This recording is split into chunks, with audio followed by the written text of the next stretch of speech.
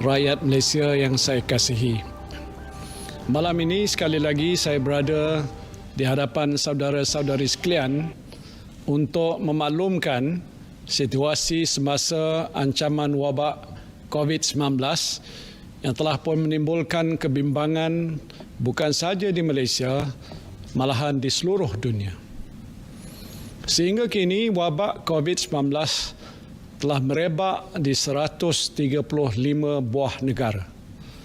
Seramai 162,711 orang telah pun disahkan positif COVID-19 ini di seluruh dunia. Daripada jumlah ini, seramai 6,443 orang telah meninggal dunia. Di Malaysia telah berlaku peningkatan kes COVID-19 secara mendadak, iaitu 190 kes semalam, disusuli 125 kes baru pada hari ini, menjadikan jumlah keseluruhan individu yang dijangkiti wabak ini adalah sebanyak 553 orang.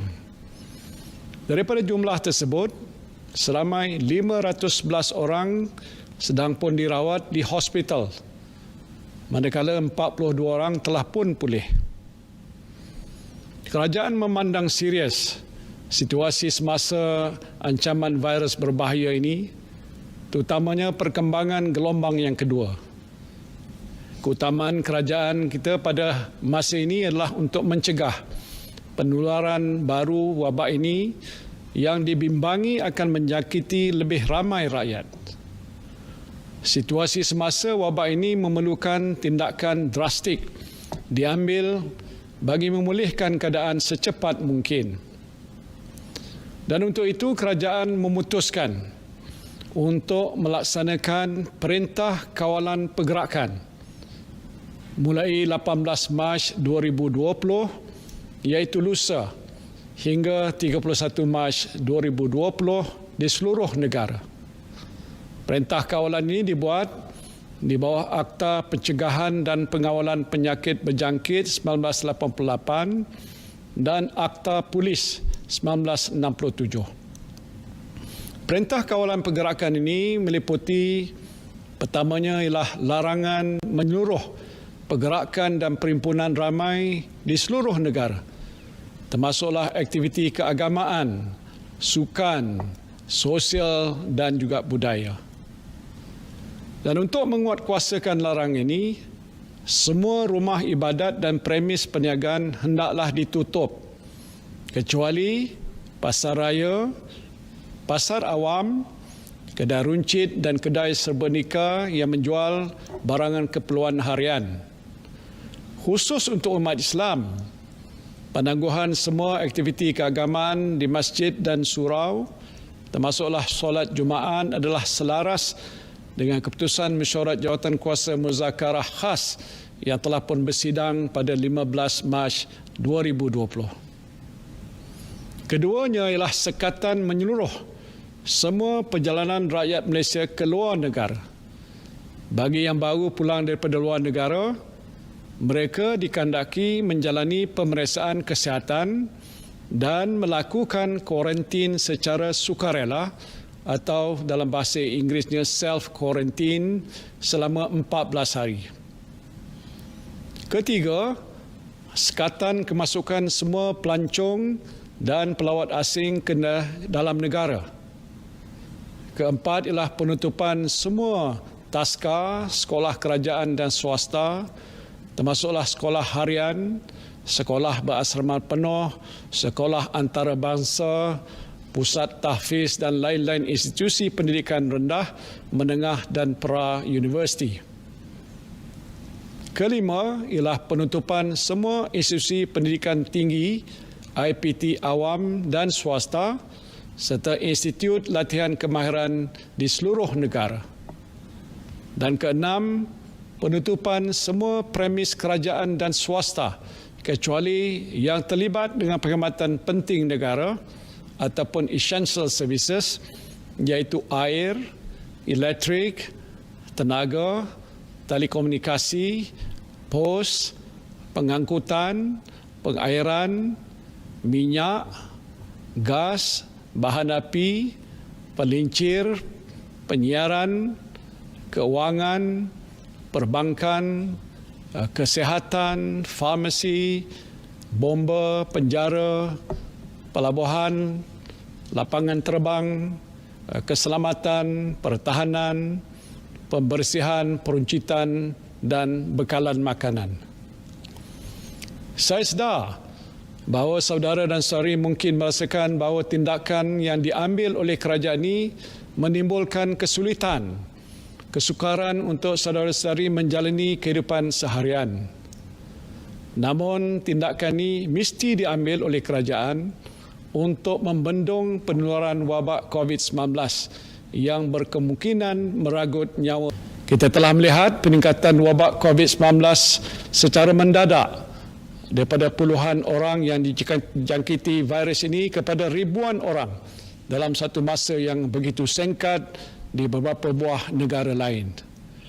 Sudah pasti saudara dan saudari tidak mahu keadaan yang sama berlaku di negara kita. Kita tidak boleh menunggu lebih lama sehingga keadaan menjadi lebih meruncing, dan tindakan drastik perlu diambil dalam kadar yang segera untuk menyekat penularan wabak ini dengan cara menghadkan pergerakan orang ramai. Dan inilah satu-satunya cara untuk kita mengelakkan lebih ramai rakyat negara ini dijangkiti wabak yang boleh meragut nyawa. Saya harap saudara-saudari dapat bersabar menghadapi dugaan ini. Jangan panik, juga jangan rasa cemas, dan sentiasalah bertenang. Saya percaya dengan langkah-langkah sekatan pergerakan yang dilaksanakan oleh kerajaan ini, kita mampu menyekat penularan wabak ini dalam masa yang terdekat.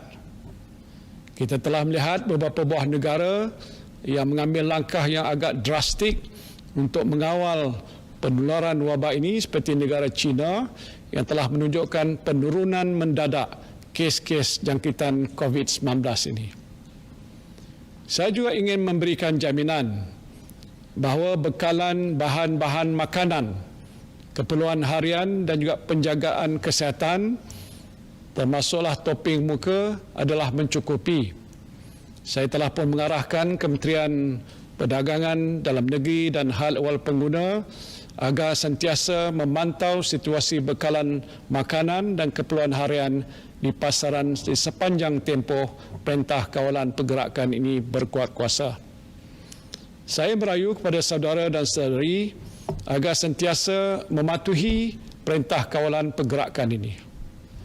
Ini adalah tanggungjawab kita bersama yang mesti kita laksanakan sebagai rakyat yang prihatin terhadap keluarga kita, masyarakat kita dan negara kita. Saya juga ingin memaklumkan bahawa sidang khas Majlis Keselamatan Negara akan bermesyuarat setiap hari untuk memantau dan mengawasi situasi wabak COVID-19 ini. Saya sendiri akan mempengerusikan mesyuarat ini dan juga memaklumkan kepada saudara-saudari perkembangan situasi wabak COVID-19 dari semasa ke semasa.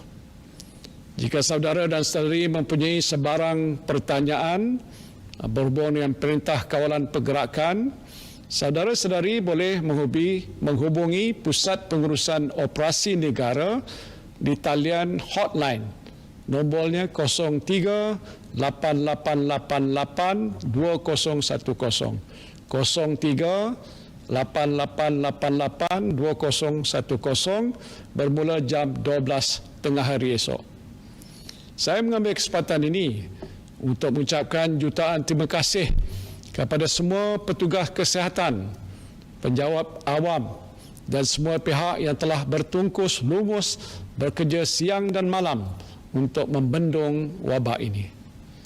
Saya berdoa agar saudara dan saudari sekalian akan terus cekal dan tabah dalam menjalankan tugas untuk negara demi memastikan keselamatan dan kesejahteraan rakyat di negara ini senantiasa terpelihara. Akhir sekali, saya berdoa agar saudara dan saudari sekalian senantiasa diberikan perlindungan oleh Allah Subhanahu wa Ta'ala. Wabillahi taufiq wal hidayah. Assalamualaikum warahmatullahi wabarakatuh.